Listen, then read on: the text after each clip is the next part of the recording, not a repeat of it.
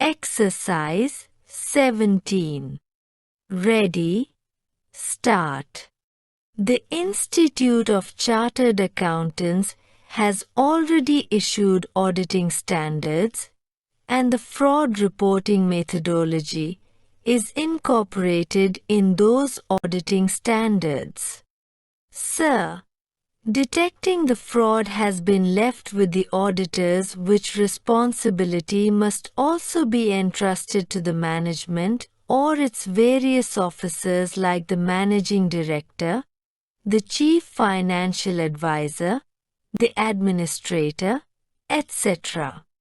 Sir, the next amendment, which is important, is diluting the provision relating to loan to directors, that is, wholly owned subsidiaries, and the directors have been exempted. I do not know why that has to be done. It is related to loans to directors, that is, an amendment to Section 185. Then, there is proposed amendment to Section 188. Provision for special resolution under Section 188 should also be seen in similar context. Sir, SEBI continues to provide for the requirement of special resolution for material-related party transactions. The requirement of special resolution in the situations envisaged under Section 188 would have made companies more transparent and encourage shareholders, democracy in the governance of the corporates. It may still be appropriate to modify the clause to require the special resolution in case where related party transactions involve an amount above a certain threshold limit. In order to encourage transparency, explanatory statement as required to be given under rules to the shareholders should also state the criteria or the basis for the management for considering a particular related party transaction in the ordinary course of business and at arm's length. The SEBI requirements and provisions under companies law also differ on definition of related party transaction. While SEBI has aligned recently the criteria for material-related party transaction, there are a number of differences on the corporate governance requirements as well.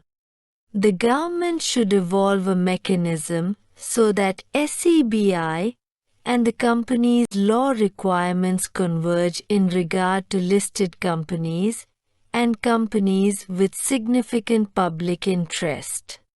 This would greatly help in easing business in India as well. Sir, the other amendments are consequential. I welcome some of the amendments, and I request the government to look into the provisions of Section 143 and the special resolution. With these few words, I support the bill and hope that the Honourable Minister will look into the suggestions and consider them seriously in the interest and benefit of the people of this country.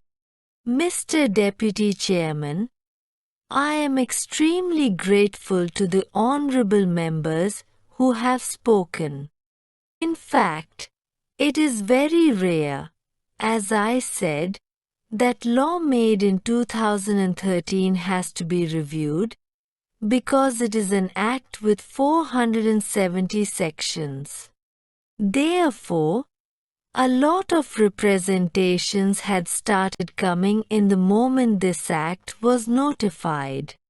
There were some drafting oversights because it is a long act. Plus, some inconveniences were felt when the Act was being implemented. We, therefore held consultations with all stakeholders, and we were able to identify several points which required to be revisited. Some of those points were revisited by virtue of notifications or even under rules. For example, one of the issues that my friend from the opposition has raised is with regard to a large number of private limited companies and the provision of very onerous nature being made applicable to them.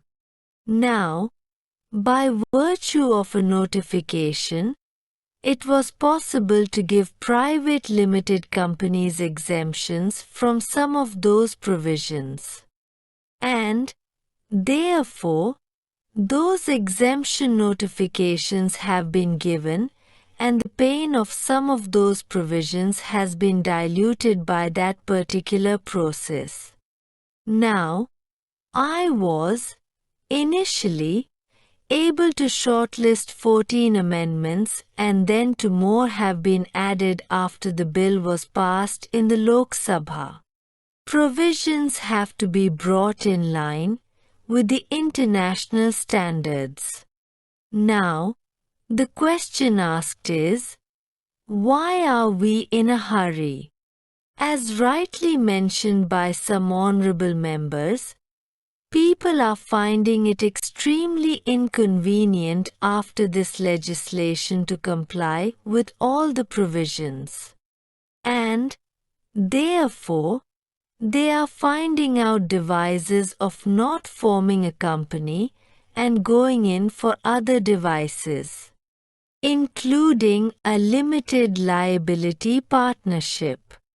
People are thinking whether it will be a better option to do business rather than a company registered under this Act itself. For example, you look at subsection 6 of Section 212. For some reason we have to be careful of this whole process. About 4 years ago, even in the Customs Act this provision was brought in. So, a provision for bail which was considered very onerous even for anti-terrorism law is brought in for violation of the Companies Act. So, it was earlier brought in under the Customs Act. When I had pointed it out to the then Honorable Finance Minister, he withdrew it being an onerous provision.